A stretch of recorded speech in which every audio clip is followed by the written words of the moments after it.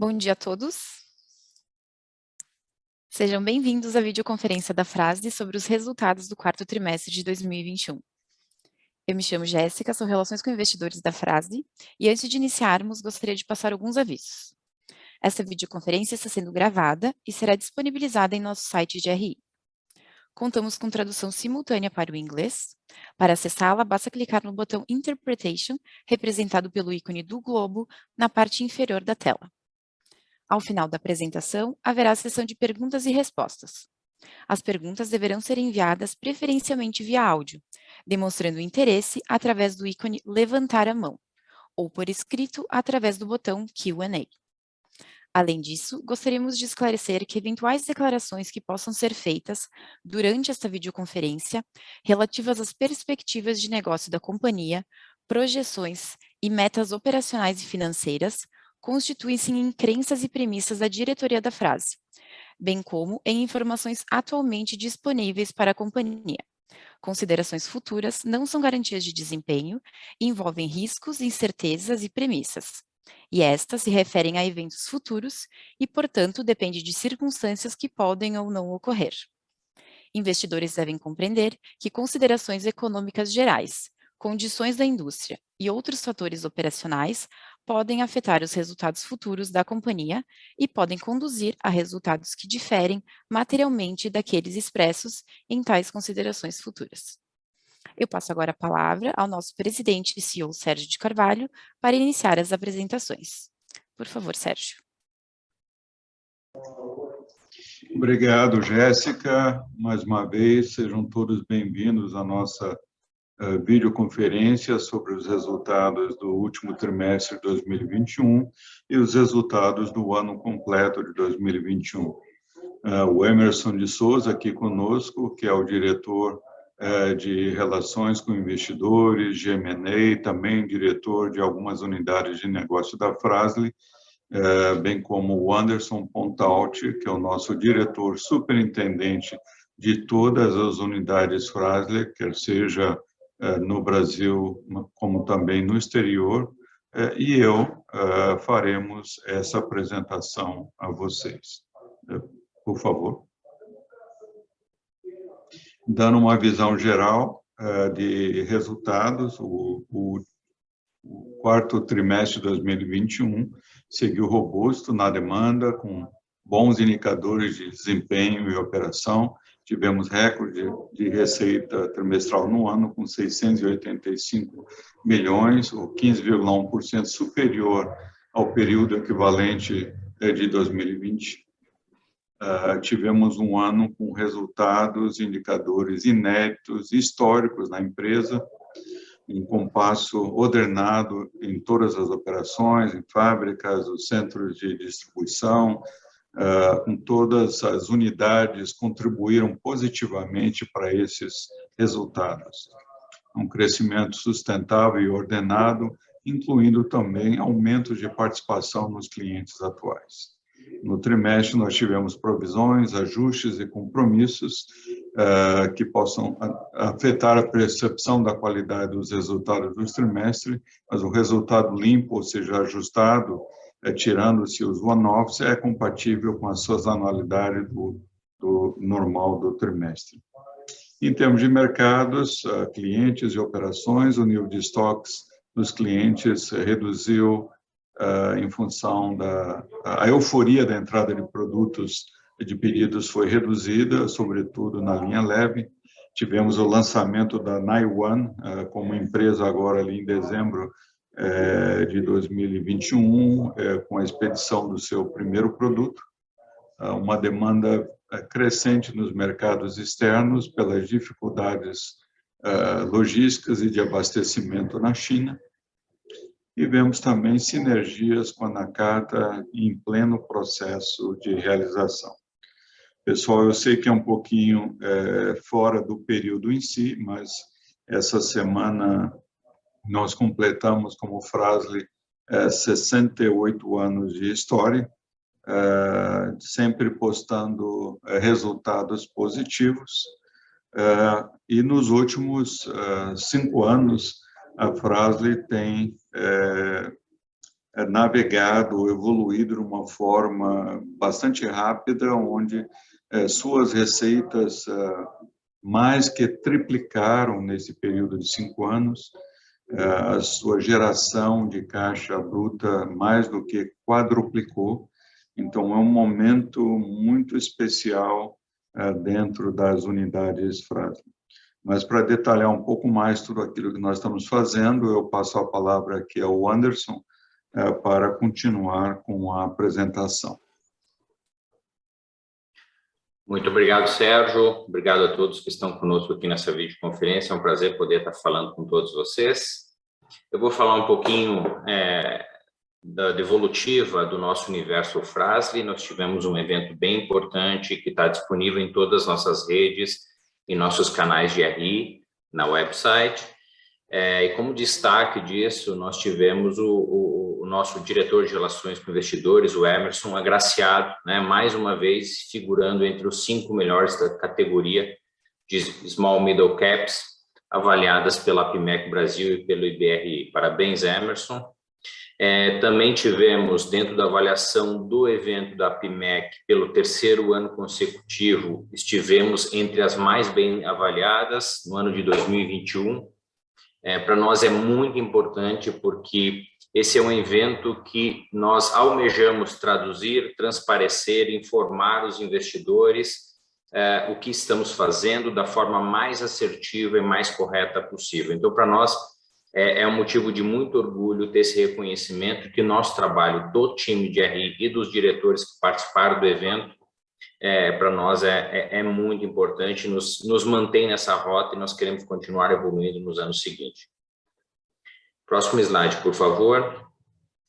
3 pontos importantes de ESG, a nossa pauta de ESG lançada no ano passado, declarado, alinhado à ONU, tem pautado cada vez mais o nosso dia a dia, e não tem como não ter falado do Covid, 2021, encerra o ano com ups and downs. Nós tivemos momento de nenhuma infecção interna, ou nenhum caso ativo interna, e momentos com muitos casos ativos, principalmente no início de 2021, o que se repetiu agora no início de 2022, mas isso, obviamente, trouxe desafios adicionais às operações e, principalmente, o cuidado às pessoas que estão ao nosso redor ou trabalham conosco. Não mantivemos ou não baixamos a guarda em nenhum momento durante o ano de 21, estamos estendendo para 22 todos os protocolos no seu padrão mais rígido possível para que todos possam trabalhar com segurança e saúde dentro das empresas. Um movimento importante da Fras-le foi estabelecer a parceria com a Eu Reciclo. Essa empresa atua no rastreamento da cadeia de reciclagem com os pequenos nichos de recicladores no Brasil afora. A Fras-le já conseguiu, em todas as suas marcas, Fremax, Controil, Nakata e Fras-le, as principais marcas do Brasil, conseguir estabelecer um programa de reciclagem junto com a Eu Reciclo, e já 22% de nossas embalagens, sejam derivados de papelão, plástico, madeira, envolvidos no processo de embalagem, já estão nesse processo de parceria, fazendo com que a gente reduza o nosso impacto ao meio ambiente através dessa iniciativa. O Sérgio já mencionou, muito importante para nós, a NIONE, a empresa que o ano passado veio ao mercado, foi criada entre Fras-le e Randon, já apresenta seu primeiro produto ao mercado, é um material, uma pré-mistura de nanoparticulados de nióbio, que vai ser adicionada a materiais de revestimento, trazendo benefícios muito importantes como resistência à corrosão, durabilidade, cor, cura rápida também, fazendo com que o processo de cura e obtenção desses revestimentos traga muitos benefícios aos produtos. A Fras-le estuda muitas alternativas de aplicação disso, e esse é só o primeiro de muitos que já estão sendo desenvolvidas por essa unidade, que tem um potencial, na nossa visão, bastante positivo para o futuro da organização. Deixo aqui minha mensagem, passo para o Emerson, que vai falar um pouquinho dos números do 4º trimestre e do ano passado na íntegra. Muito obrigado. Bom dia a todos. É um privilégio poder compartilhar aqui um pouco do desempenho da Fras-le nesse último exercício, em especial no 4º trimestre do ano passado. Bom, acho que a gente tentou, nas nossas mensagens, em especial aqui o Sérgio e o próprio Anderson, refletir um pouquinho da felicidade nossa em poder apresentar os resultados do ano. A gente elegeu a palavra memorável, né? Porque, de fato, é o ano histórico, é o ano de maior relevância para nós, enquanto organização, pela construção que viemos fazendo e, sobretudo, pelo reflexo dos resultados dessa construção. Quando a gente olha em receita líquida, nós ampliamos praticamente mais de 50%, permita corrigir aqui, em relação ao ano de 2020. Quando a gente olha os últimos anos, o Sérgio tocou nisso, a Fras-le era uma empresa de 830 milhões de reais em 2017. Nós triplicamos isso nesse período de tempo. É um crescimento de mais de 30% ao ano, em especial o crescimento tão robusto no ano de 2021, também está relacionado à consideração da Nakata no ano cheio, né? Em 2020 apenas computamos 3 meses de Nakata junto com as nossas operações. Melhor, 4 meses, de setembro até dezembro. No trimestre, quando a gente olha o quarto trimestre de 2020, que aí sim já tínhamos Nakata incorporada, nós crescemos 15,1%. E a gente vem crescendo nos trimestres consecutivamente e o quarto trimestre desse ano em especial, esse ano de 2021, foi o melhor quando a gente olha o nosso desempenho durante o ano. Próximo slide, Victor. Esse slide retrata muito bem a transformação que a gente vem fazendo na companhia. Nós temos, por diversas vezes, em diversos fóruns, falado do que nós pensamos enquanto organização, no que tange a mix de produtos, a acesso a mercados, acesso a geografias. E aqui a gente deixa bastante claro isso. Se nós voltássemos 5 anos e avaliássemos a Fras-le era uma empresa com quase 90% das suas receitas focadas na área de fricção, né, notadamente aqui pastilhas, zonas de freio. E nos últimos anos, pela construção e execução de uma estratégia desenhada, nós reduzimos, ou melhor, ampliamos a exposição a outros mercados, a outros produtos, a outras linhas e outros segmentos. Hoje, fricção representa próximo de 50%. Isso nos blinda no sentido de estarmos mais preparados para a oferta de produtos aos clientes, no ganho da importância das nossas linhas para os nossos clientes e, sobretudo, no acesso a mercados, sejam eles domésticos ou sejam eles fora do Brasil. A gente hoje chega com uma carteira de produtos que brilha aos olhos de quem quer vender. E eu ouso dizer aqui, nós temos mais de 75 mil pontos de vendas, varejos, no Brasil. É muito difícil alguém operar neste mercado sem considerar ter na prateleira pelo menos uma das nossas marcas. Eu diria pelo menos alguma delas, mas poderia dizer, por que não, todas as nossas marcas de produtos, porque temos uma abrangência muito grande. E esse modelo, a gente tem replicado ele não só no Brasil, mas também avançado em outras geografias, e esse também é uma das frentes de trabalho que a gente elegeu como a prioritária para nós nos próximos ciclos de planejamento. Se a gente passar para o próximo chart, a gente também mostra um pouquinho da distribuição nossa de receita com relação a mercados. Avaliando diretamente, nós somos hoje mais ou menos 40% mercado externo e 60% mercado doméstico. Esses dados mudaram com a chegada da Nakata. A Fras-le tinha 55% aproximadamente de exposição a mercados e receitas externas, e com a chegada da Nakata, que predominantemente é doméstica, nós mudamos um pouquinho essa curva. Por isso, inclusive, de a gente estar focado em voltarmos a ganhar e recuperarmos a exposição fora do país em mercados externos e exportação. Se a gente olha, os crescimentos aqui foram bastante fortes em ambas as linhas, notadamente por conta da chegada da Nakata, o mercado interno representou um crescimento maior, na ordem de 73%, enquanto no ano, nas exportações e mercado externo, a gente cresceu 32%. Se a gente também olha o perfil da empresa, e isso a gente fala muito, né?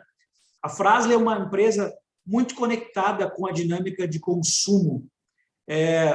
90% do que a gente faz, do que a gente vende, tem a ver com reposição, que é compra de peças para serem repostas nos veículos. E com esse mix de produtos que nós temos, a Fras-le é uma plataforma de acesso à venda de material automotivo nesses canais de reposição. 90%, como mencionei, das nossas receitas é oriunda disso. Tem, obviamente, 10%, 11%, no ano passado foi 11%, que nós vendemos a aplicação original, o OE, o veículo novo. Ela é muito importante para nós porque nos respalda enquanto qualidade, nos desafia enquanto empresa a buscar inovação, tecnologia, e, obviamente, não é desprezível quando a gente olha o tamanho dessa fatia.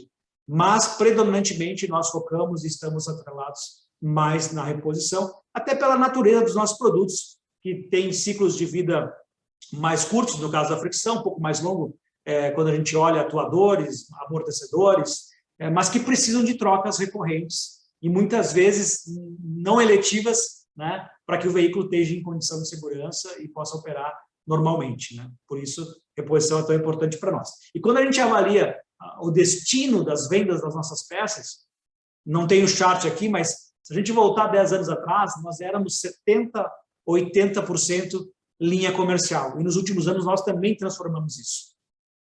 Abordamos de uma maneira muito mais efetiva a linha leve, veículos de passeio, hoje é 65%, arredondando aqui da exposição das vendas, né? Justamente porque a frota de veículos leves é muito maior e tem um apelo muito mais importante para a reposição. Podemos passar ao próximo chart.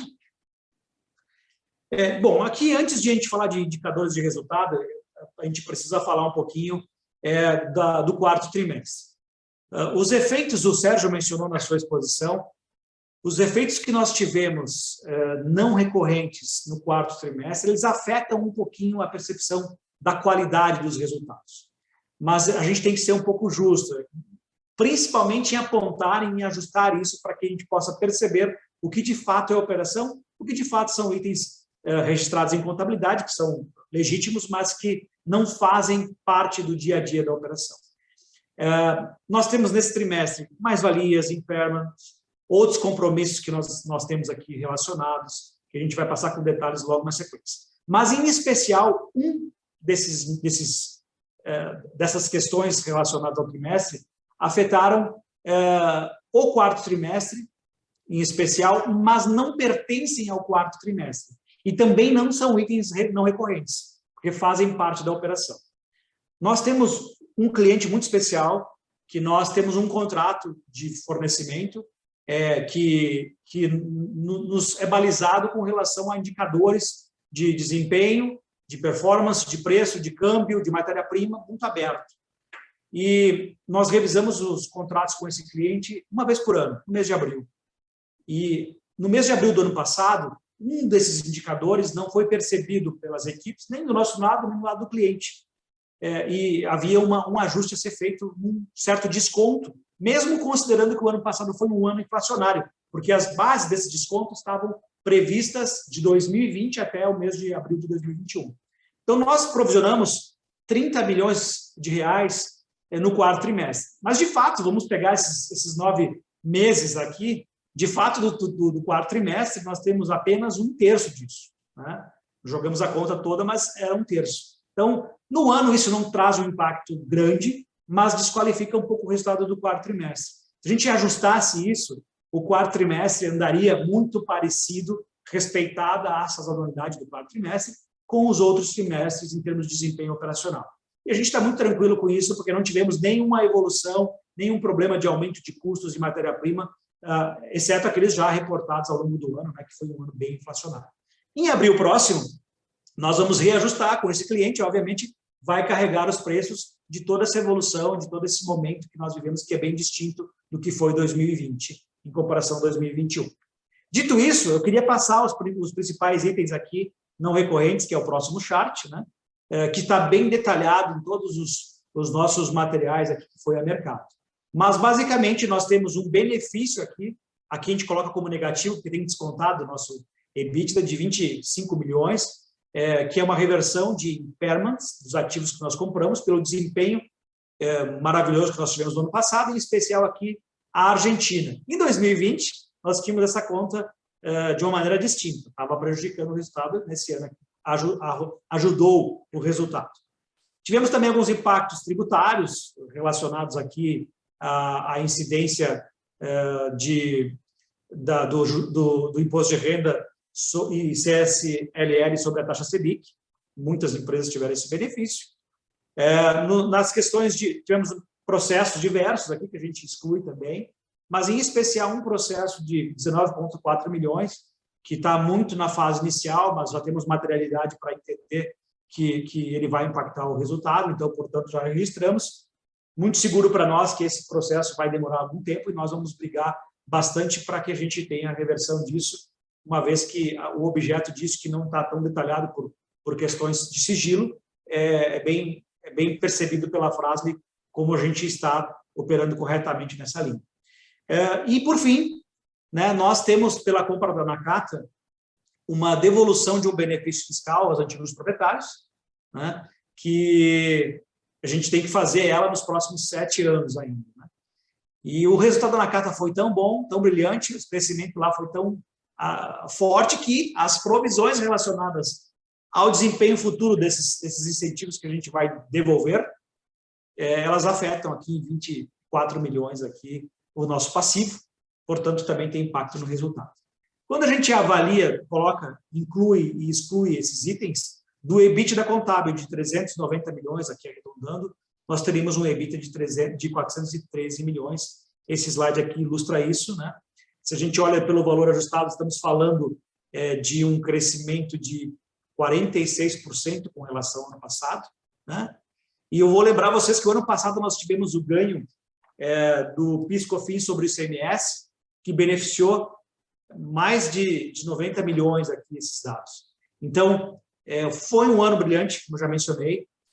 Obviamente, com esses ajustes aqui, a gente tem uma percepção mais detalhada de como foi operacionalmente a empresa. No trimestre, a gente está falando aqui de 83 milhões. Se eu devolvo aquele 1/3 dos 30 milhões que eu mencionei, né, esse desconto, na verdade, e incluo 20 milhões, temos um trimestre aqui com praticamente 15% de margem EBITDA, né, o que também é muito bom, considerando o momento sazonal do 4º trimestre. No próximo chart, eu mostro um pouquinho do resultado líquido. Né? Foi um ano que nós, contabilmente, fizemos 210 milhões, crescemos 15%.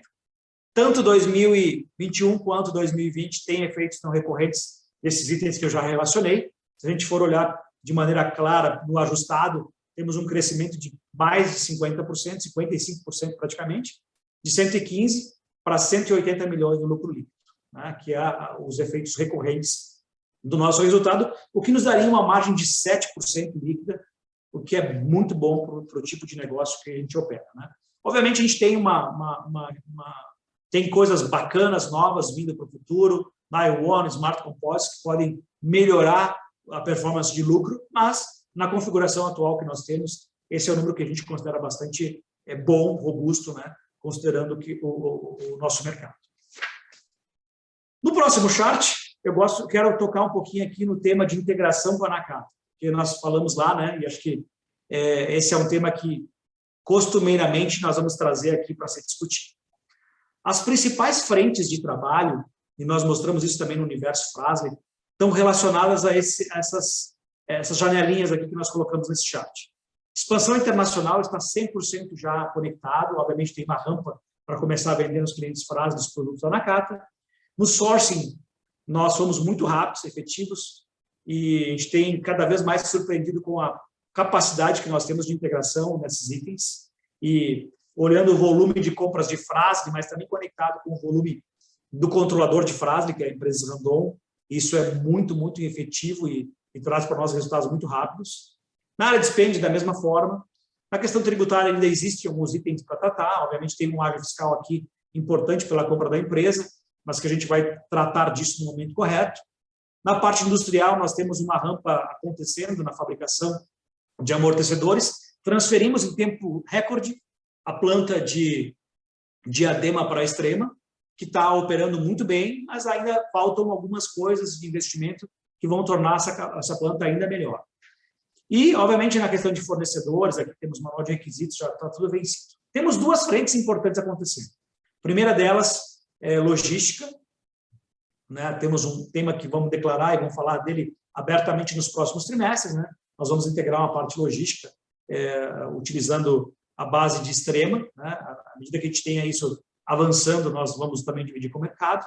Na frente comercial também tem algumas integrações que estamos pensando e elaborando aqui para poder ser mais efetivo, tanto para a Fras-le, para os nossos produtos, como políticas e coisas que são importantes a gente fazer, que não tem um montante tão grande de recursos, mas que são alinhamentos importantes. E, obviamente, como eu mencionei, integração sistêmica ainda é uma frente estrutural um pouco maior.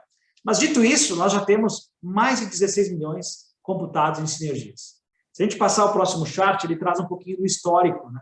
Nós tínhamos prometido ou falado numa teleconferência, quando nós compramos a Nakata, que nós estimávamos entre 90 e 100 milhões de sinergias somadas em 5 anos. Né?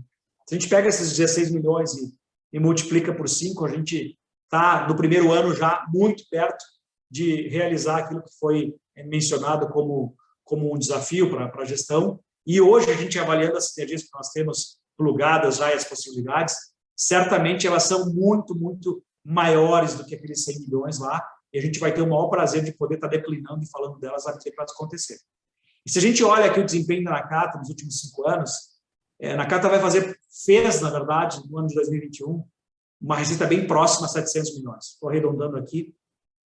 É um crescimento de mais de 30% quando a gente compara quando nós adquirimos a empresa.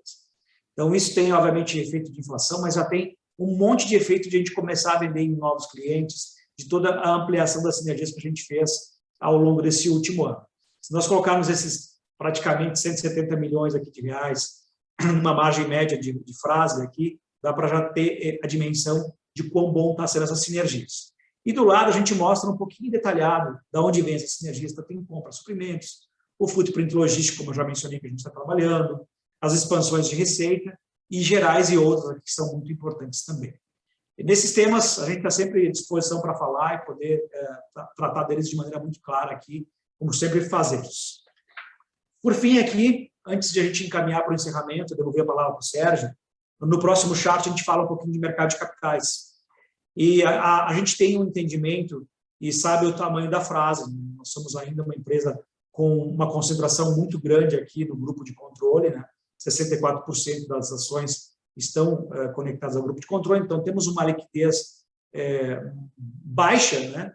Considerando aquilo que é possível dentro das ações de circulação, mas temos um prazer também de mostrar que essa liquidez, nos últimos anos, cresceu muito. Né? Se nós pegássemos em 2017, nós estamos falando aqui em 8 vezes, 7 vezes, 8 vezes mais liquidez. Hoje, né, chegando no ano passado, na média anual, a 2 milhões e 600 mil de negócios por dia, o que é ótimo, chegamos a 4 milhões em alguns meses, e isso representou também e nos deu a oportunidade de avançarmos aqui em mais de 30% o nosso valor de mercado.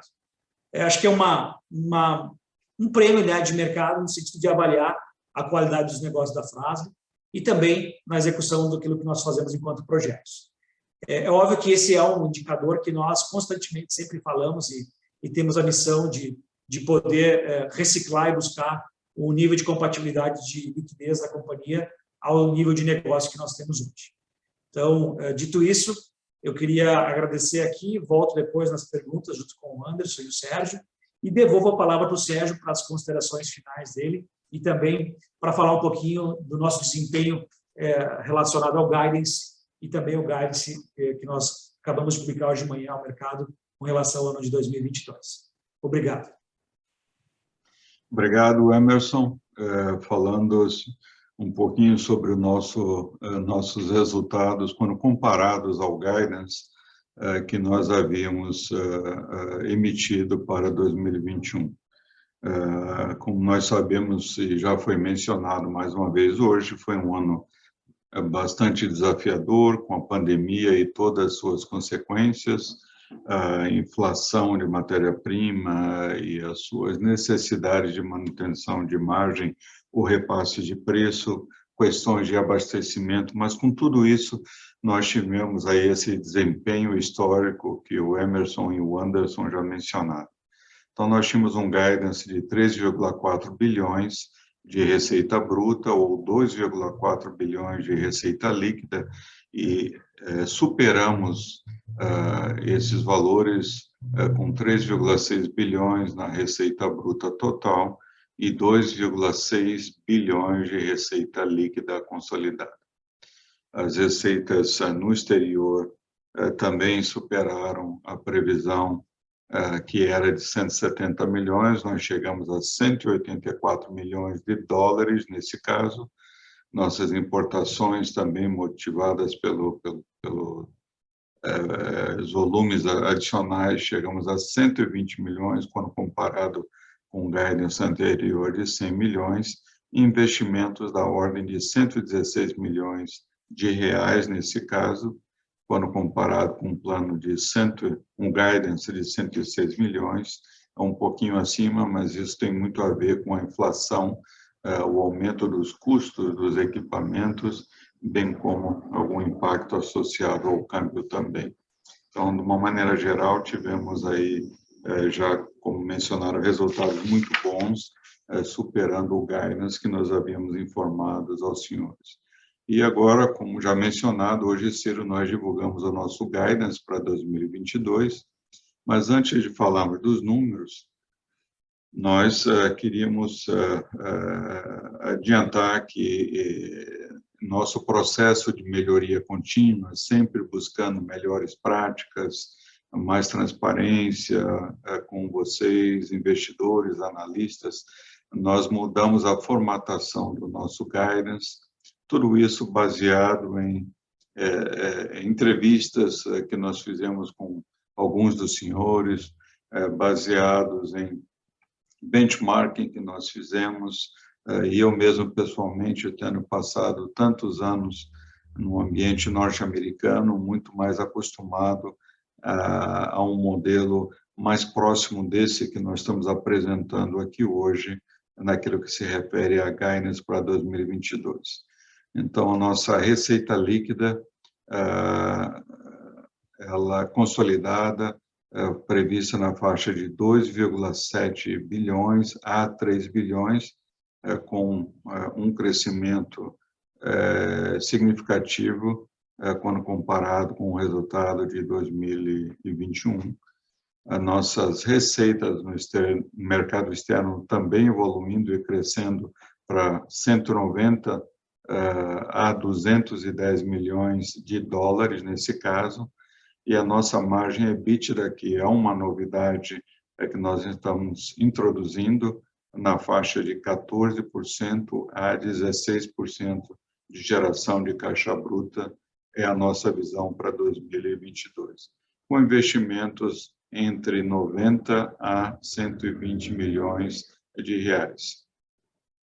Aqui, só para realçar, quando nós falamos em investimentos, nós queremos dizer que são investimentos associados a CAPEX, investimentos orgânicos, e não consideram movimentos associados a M&A. E mais detalhes, pessoal, sobre esse guidance, eles estão no material que foi divulgado hoje cedo, então todos os drivers para cada um desses indicadores estão mais elaborados nesse documento completo, que os senhores podem acessar também via o QR Code que se encontra aí na tela. Por favor, Vitor. E quando nós olhamos aqui para 2022, né, qual é a nossa visão, o nosso outlook para os meses, para o ano à frente, nós vemos no lado positivo uma demanda de produtos ainda bastante forte, sobretudo naquilo que se refere às exportações. Também vimos oportunidades na expansão das linhas de produtos da Nakata para exportação, nós já estamos fazendo isso hoje, porém temos muito mais oportunidades a serem exploradas. Nós temos novas frentes na integração e sinergias com a Nakata. Vocês viram o Emerson mostrar as inúmeras frentes de trabalho associadas a sinergias, algumas já em processo mais avançado, outras ainda em fase inicial, mas muita coisa boa acontecendo sobre essa ótica. E temos aí um avanço muito forte na vacinação. Obviamente, iniciamos o ano sofrendo os impactos do Omicron, mas ele subiu rapidamente, decresceu rapidamente também, estamos vendo uma melhora substancial nesse ano de 2022. Na esfera de preocupações, a inflação de matéria-prima ainda atua, crescente alguns produtos, principalmente aqueles decorrentes de produtos derivados de petróleo, mas também pelo lado de clientes, um impacto na renda das famílias e na demanda, né? Principalmente na nossa linha leve, nós sabemos que a renda das famílias tem um impacto, sim, no mercado. As preocupações com o Covid-19, a Omicron e os seus efeitos pontuais, principalmente no quadro efetivo de colaboradores, é uma das áreas de preocupação. E a logística, principalmente, eu diria, a logística internacional, não apenas pelo seu custo, mas pela disponibilidade e a consistência dos navios para importação e exportação dos produtos. Essas são as nossas áreas de preocupação. Mas estamos vendo o ano de 2022 como sendo um outro ano positivo, deve ser um bom ano para as nossas empresas. Eu passo a palavra agora à Jéssica para comandar a próxima sessão. Obrigada, Sérgio. Agora daremos início à sessão de perguntas e respostas. Para fazer perguntas via áudio, orientamos clicar no ícone levantar a mão para entrar na fila e se conectar ao vivo. Ao ser anunciado, uma solicitação para ativar o seu microfone aparecerá na tela. Se estiver conectado via telefone, digite *9 para entrar na fila. Para enviar perguntas por escrito, orientamos utilizar o ícone Q&A. Por favor, aguardem enquanto coletamos as perguntas.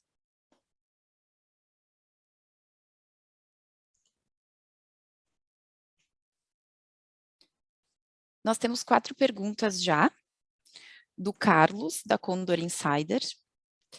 Eu vou lê-las na ordem, mas depois relembro aos diretores, tá? Porque como são várias perguntas. A primeira delas é: após o ganho de sinergias com a Nakata, qual a margem EBITDA vocês pretendem atingir? A segunda, tu queres responder primeiro? Eu vou passar uma Pode ser. Eu vou aqui, obrigado, Carlos, pelas tuas questões, né?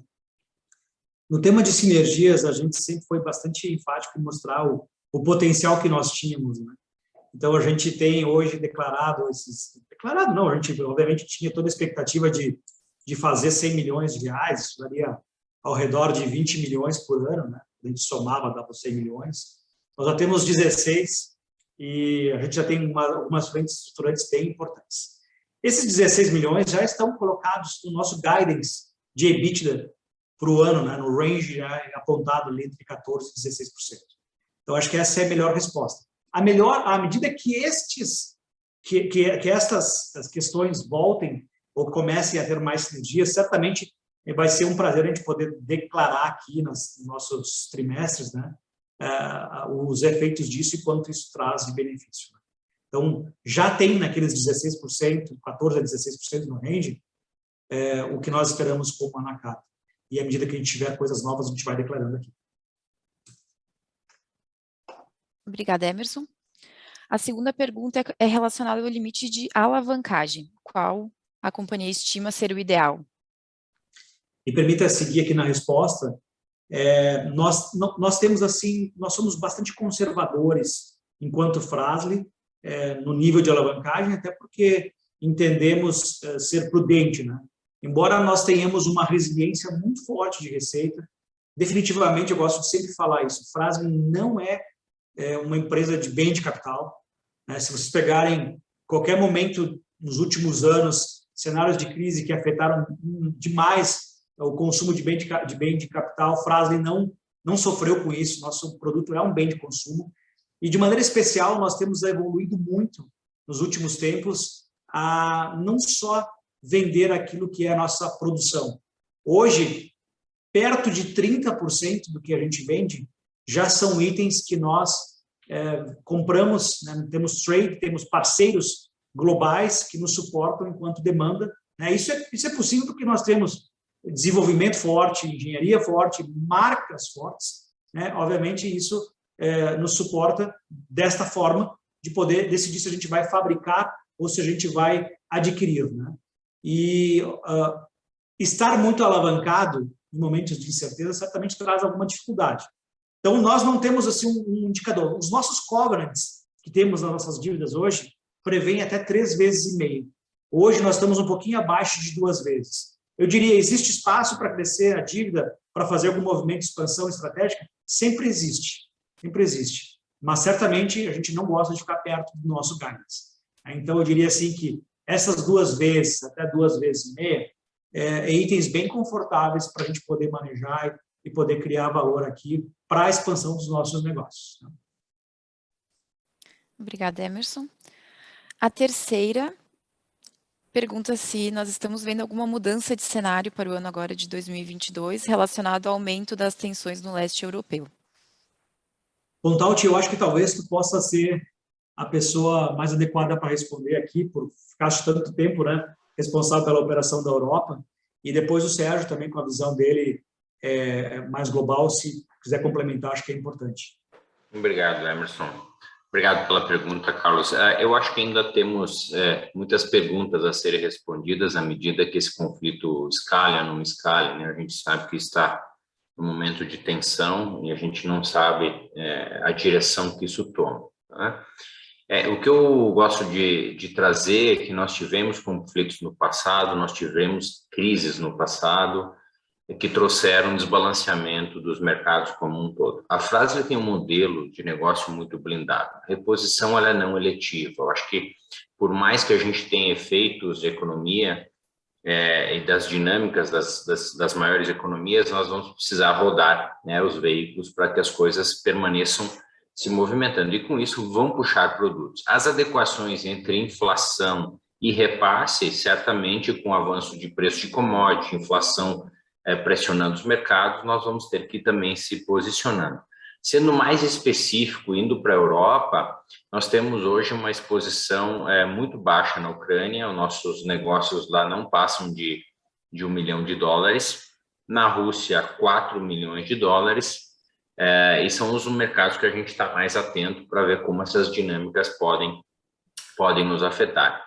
Embora os abastecimentos são da China, são de mercados mais neutros nesse conflito e também, de uma certa forma, mais próximos geograficamente. Então, ainda a gente não consegue mensurar os impactos, mas o modelo da Fras em problemas similares a este no passado se mostrou muito robusto e a Fras sempre entregou resultados.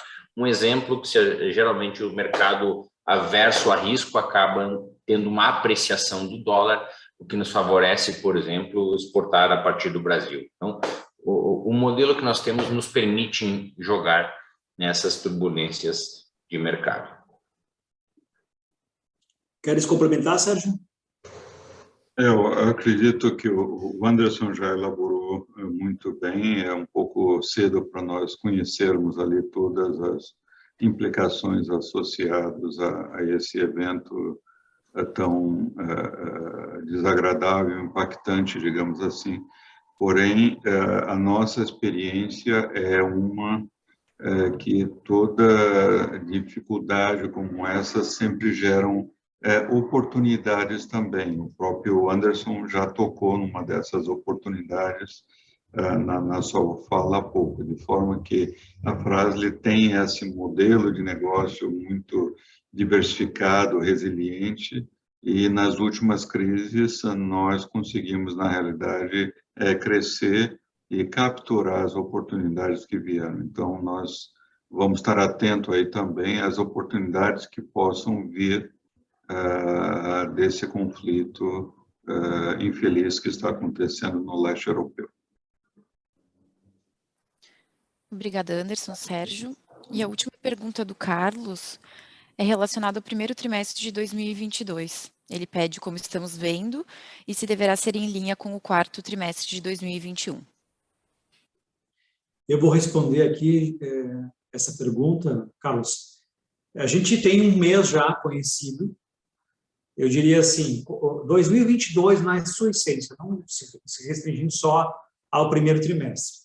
Ele é um ano que carrega coisas bem boas, do ponto de vista de expansão que a gente fez no ano de 2021, mas ele também carrega em cheio todas as dificuldades de 2021. Né? Nós fomos percebendo ao longo de 2021 uma série de inflação chegando, problemas logísticos, dificuldades e tal, e isso foi se carregando. Né? Ainda que a gente possa, como eu mencionei, ter uma percepção um pouco mais distinta do quarto trimestre por conta dos efeitos não recorrentes, a gente percebe uma evolução, inclusive, da companhia no ano como um todo, quando a gente olha os resultados. E eu entendo que 2022 é um ano, a gente mantém um certo otimismo moderado. Nosso guidance retrata isso. Né? E essa arrancada de ano foi uma arrancada muito boa, né? Dos mesmos moldes do que a gente percebeu e enxergou no quarto ou no terceiro trimestre. Né? Uma evolução importante dos negócios, a manutenção deles, um bom trabalho interno aqui de manejar as questões de inflação e as dificuldades, né? Mas a gente tem ainda apenas um mês. Né? O que a gente percebe, sim, o Sérgio tocou um pouquinho, tem dificuldade, sim. Né? A renda da família caiu, então assim, as pessoas estão um pouco mais apertadas, no sentido de fazer escolhas de onde colocar seus recursos, seu dinheiro. Né? Mas a gente também vê assim, nos indicadores, né? Temos ainda uma frota circulando forte, velha, né? Mais velha, porque estamos vendendo menos veículo novo, e quando a gente começa a avaliar, por exemplo, ocupação de oficinas continua forte. Né? Então, a gente está, como eu mencionei, moderadamente otimistas ainda, né? O nosso guidance reflete isso. Eu acho que isso responde um pouco a pergunta, né? E, obviamente, não temos aqui como falar ou como prever, né? Mas, obviamente, os nossos resultados são resultados que foram operacionalmente bastante limpos no ano passado, quarto trimestre com esses efeitos, como mencionei já durante a apresentação, e a gente tem que conviver um pouco com isso. Nós somos uma empresa que fez muitas aquisições, então, quando a gente revisa planos, planejamento, e olha os fechamentos das operações, sempre vai ter alguma conta ali para poder ser ajustado. Né? Tirando isso, as coisas continuam bastante boas. Obrigada, Emerson. Obrigada, Carlos, pela sua participação. Agora vamos à nossa primeira pergunta ao vivo. Ela é do Pedro Fontana. Pedro, abriremos o seu áudio para que você possa realizar a sua pergunta. Oi, pessoal. Boa tarde. Bom dia. Consegue me ouvir? Sim, bom dia. Primeiro, obrigado pelo espaço para pergunta. Parabéns pelo resultado. Eu tenho duas perguntas aqui do nosso lado. A primeira é com relação ao pipeline de M&As. Tem alguma coisa para sair ainda em 2022? E quais regiões vocês estão estudando e qual o perfil desses potenciais aquisições? E aí a segunda pergunta é com relação às novas divisões de negócios. Como anda a demanda por produtos de Smart Composites e da Naiwan? Se a gente pode esperar novos projetos sendo anunciados em 2022 dessas novas divisões? E, além disso, se a gente pode esperar clientes fora do grupo Randon ou entrada em novos setores ainda em 2022? Sérgio, essa parte do pipeline de M&As, eu passaria para ti, eu acho que é a pessoa mais adequada para falar aqui.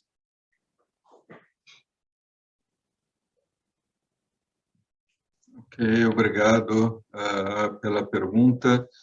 Sem dúvida nenhuma, nós, nos últimos vários anos, como você sabe, seguimos uma trajetória de expansão através de movimentos orgânicos e movimentos inorgânicos de M&A, expandindo o nosso portfólio de produtos, expandindo nossa presença internacional. E nos últimos 12 meses, nos focamos em estabilizar e fazer a integração de forma adequada da última transação. E estamos agora em processo de desenvolver os nossos planos para uma próxima etapa da empresa. Então, nós temos intenção, sim, num determinado momento, num futuro não tão distante, que nós voltemos aí a trabalhar com aquisições. Nós temos oportunidades bastante importantes, sempre temos oportunidades aqui no Brasil e vamos continuar olhando para isso. mas gostaríamos de prestigiar um pouquinho mais movimentos fora no Brasil, de tal maneira que nós aumentemos um pouco mais a participação das nossas receitas em mercados com moeda forte.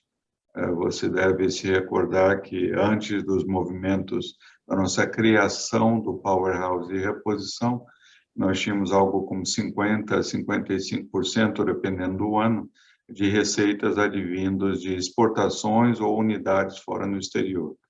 Com a transação da Nakata, esse percentual caiu para 40% e nós gostaríamos de movimentá-lo um pouquinho mais. Eu espero tenha respondido a tua pergunta na medida do possível. Pedro, eu vou te pedir novamente para te repetir a segunda pergunta. Eu tive um pequeno problema técnico aqui, o computador deu uma caidinha na conexão e eu consegui pegar só o final dela. Tu poderia repetir, por favor?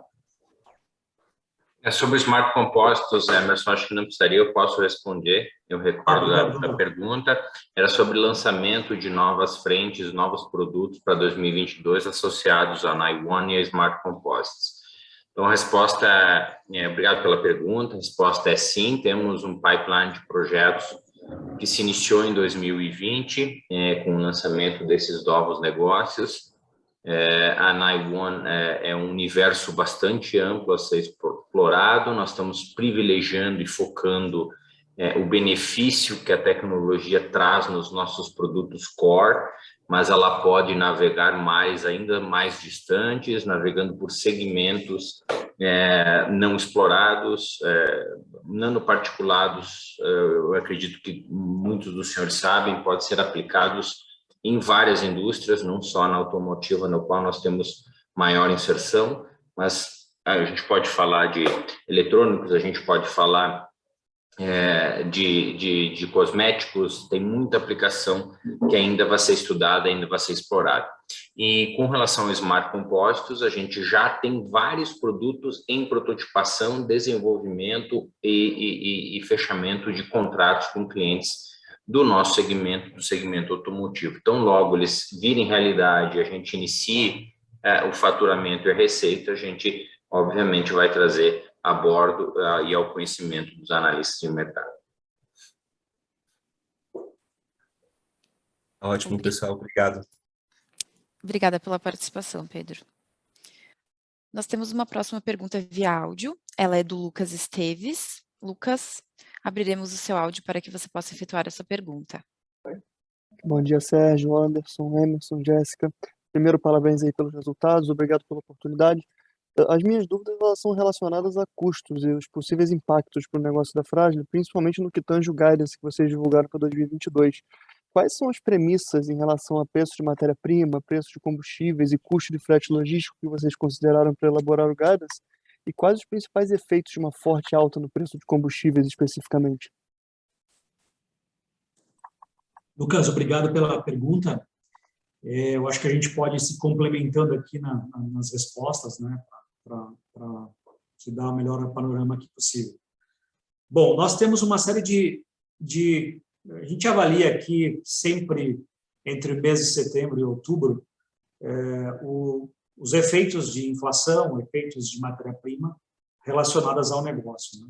E a gente, obviamente, experimenta e busca os melhores relatórios, as melhores consultorias aqui para nos darem a visão. Mas ninguém coloca que no dia 23 de fevereiro vai ter um bombardeio da Rússia na Ucrânia. Então, obviamente, isso afeta a dinâmica de tudo. O que eu posso falar é assim, nós usamos boas premissas, temos entendimento de que ainda passamos por um ano que vai trazer efeitos de inflação, em especial, a gente já percebe nas formulações nossas aqui um monte de aumentos, né, em pequenos itens químicos. Quando a gente vai para a parte de metálicos, essa estabilidade que a gente percebeu no fechamento do último trimestre, agora já começou a desaparecer, né? Então, já não se fala mais em descontos, os preços ainda estão altos, então isso tudo traz impactos. O que eu digo é o seguinte, nós conseguimos manejar de maneira muito efetiva ondas que foram muito difíceis e complexas durante o ano de 2021. Né? É óbvio que isso vai para preço, isso torna nossos produtos mais caros, eventualmente a gente ter algum reflexo em demanda, né, porque produtos mais caros tendem a ter uma dificuldade maior de venda. Por outro lado, como a gente está muito atrelado à reposição, isso não é uma coisa que fica, né? Às vezes é um mês ou outro que tem um pouquinho mais de dificuldade, até porque a gente às vezes precisa acompanhar o movimento da própria competição, né, e entender para se manter competitivo. Então, ainda que a gente tenha avaliado de maneira bem clara um cenário de inflação um pouco menor para o ano 2022 em comparação com 2021, nós tínhamos lá, sim, uma previsão de aumento, principalmente de um câmbio mais robusto, que agora recuou um pouco, né, nesse começo de ano. A gente não sabe agora a tendência futura. O dólar que nós utilizamos está no nosso reporte, né, de 5,40, isso para as exportações e para as importações. Os fretes marítimos, a gente não entende que isso vai ser uma economia para o ano. Nós consideramos que isso vai se manter em preços razoáveis e altos, como estão até agora, né? E essas tensões só colaboram um pouco por isso. E, obviamente, se tiver aumentos, vão ser refletidos em preço. E aqui eu peço ajuda para o Anderson e para o Sérgio para complementarem, né? Porque podem ter informações distintas aqui relacionadas a isso. Eu acho que vale a pena trazer uma informação adicional, Emerson, que boa parte da nossa cadeia de custo em fricção e um pouco na parte de fundição está atrelada, sim, ao petróleo e a cadeia do petróleo e suas derivações, né? Porém, são commodities utilizadas pela Fras-le e por todos que estão no segmento, né? Então, aquilo que falou o Emerson, né? O ponto de atenção é a elasticidade, o acompanhamento dos concorrentes e o poder de compra dos mercados que acessam os nossos produtos, né? Então, esse equilíbrio, né? Então, a gente não acredita que não teria muito espaço para um crescimento de mercado de margem se os salários, né, e os dissídios atrelados às inflações, não só no Brasil, como no mundo, também não acompanhassem, né, para que o poder de compra não se deteriorasse como um todo. Mas, volto a dizer, a gente tem uma blindagem importante em casos de aumento de inflação, significa que o mercado não está legal e, com isso, a gente tem oportunidade de exportação maior do que temos hoje. E, de uma forma geral, nós blindamos o consolidado da empresa.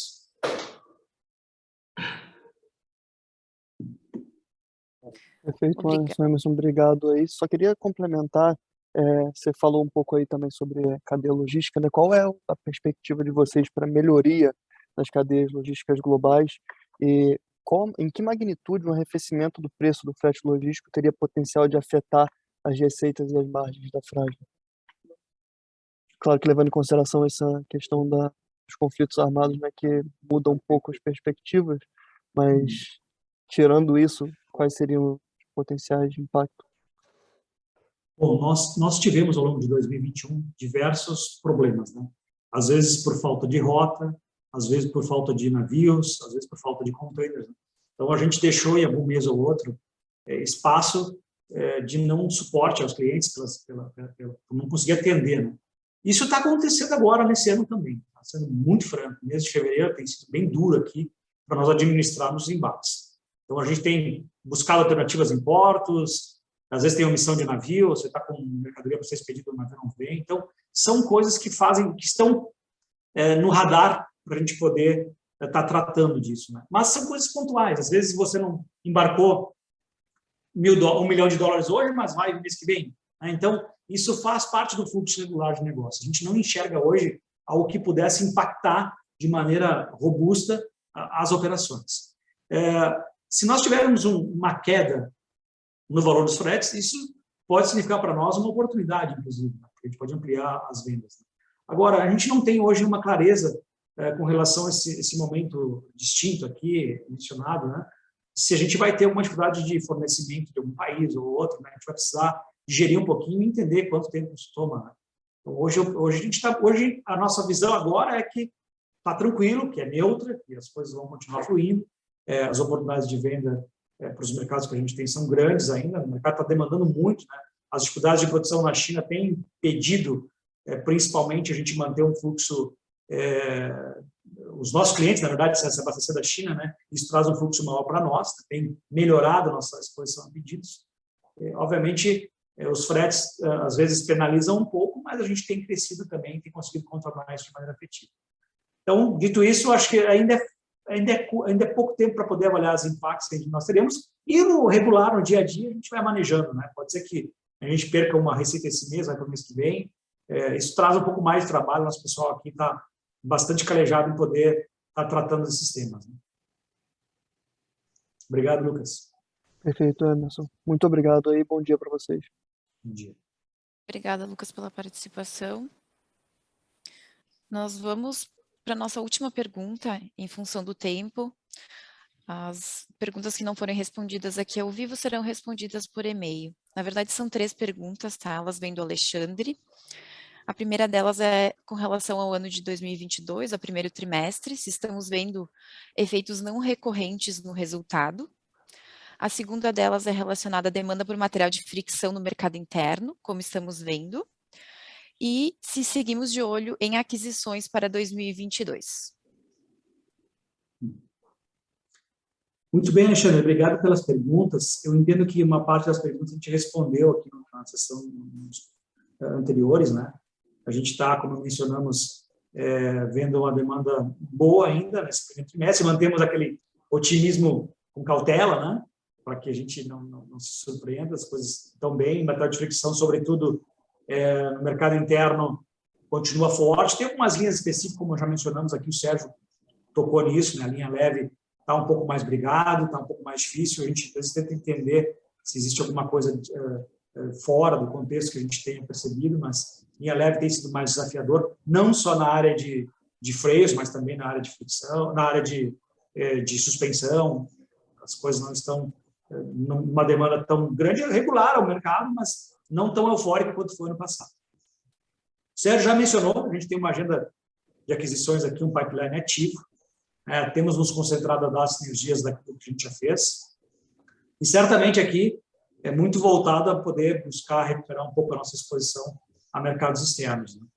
E não temos aqui no radar nada de efeitos não recorrentes transitando agora, mas, de novo, isso é tão dinâmico, né, que não tem como falar. Se a gente tiver algum efeito não recorrente nos próximos trimestres, a gente vai, com certeza, seja ele positivo ou seja ele de ordem negativa, a gente vai declarar, como sempre fazemos, e mantemos a transparência. Eu vou aproveitar aqui, eu tenho as perguntas na frente, e acho que a gente já respondeu de maneira clara, mas a gente depois vai direcionar aqui. O Ricardo, da Fórum, mandou aqui sobre os aumentos de preço, inflação, acho que a gente já respondeu.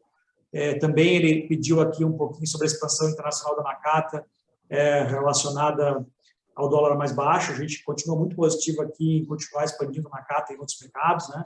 Mas depois também vamos devolver isso por e-mail de maneira mais completa. E o Vitor, né, do Bradesco, obrigado aqui também pela pergunta, Vitor. Pede se a gente tem uma equipe distinta aqui para vender na área comercial na Yuan Smart Composites. Sim, nós temos, no caso de Smart Composites, nós usamos nosso time aqui de OE, né, uma vez que a primeira oferta para esses produtos está sendo no equipamento original, e a gente tem tido um sucesso bem grande aqui em apresentar e fazer os roadshows. Essa é uma linha, como o Pontal já tocou, que vai ser bem promissora, e está construindo o pipeline de projetos.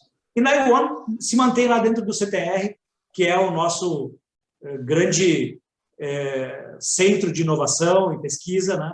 Por isso que está lá, para se manter ativo, e a gente continua aqui com muitas frentes de pesquisa, e a gente também está muito otimista que no futuro vai poder falar coisas boas dessa operação. Nós também vamos complementar a resposta por e-mail. E eu te devolvo, Jéssica, aqui para encerrar. Emerson, se você me permite, Anderson, também, só para suplementar um pouquinho aqui a pergunta do Vitor. Então, na Naiwan, nós iniciamos produção já nesse ano que passou. O produto está indo, os produtos, digamos, estão indo muito bem no mercado, os volumes crescendo, mas expandimos o rol de oportunidades saindo do Smart Composites, adicionando além do segmento de semi-reboques, agora o segmento de caminhões. Então, muitas oportunidades que o time dedicado, com equipe de venda dedicada,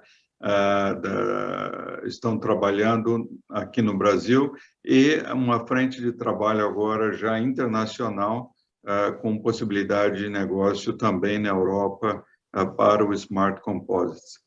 E quanto a Naiwan, a primeira vertente, digamos assim, tem a ver com a tintas e vernizes, ali a cooperação com a WEG também. Então, existe já a força muito dedicada através da WEG para a expansão dessa frente de trabalho. Várias outras frentes de trabalho existem naquilo que se refere a fundidos, aquilo que se refere a aço, aplicações em semicondutores, não em semicondutores, em baterias, perdão, na indústria de cosméticos, e o estágio de desenvolvimento de cada um desses segmentos é diferente, Vitor. Alguns mais avançados já concluímos, digamos, o suficiente de pesquisa no aspecto R&D, e agora estamos partindo para o lado comercial, mas precisaríamos um pouco mais de tempo para poder elaborar em tudo isso com você. Mas tudo está acontecendo e as perspectivas são... Estamos bastante animados, digamos assim, com essas perspectivas. Perdão, Emerson. Obrigado, Sérgio, pelo complemento. Obrigada, Sérgio, Anderson, Emerson. Encerro agora a sessão de perguntas e respostas e retorno a palavra ao Sérgio para fazer as suas considerações finais. Então, pessoal, mais uma vez, obrigado pela participação de vocês. Toda a equipe nossa de RI está à disposição de vocês para continuar esse diálogo, continuar lhes informando o máximo possível sobre o status dos nossos negócios. E agradeço mais uma vez a participação de todos vocês e até o próximo encontro. Um abraço. Obrigado.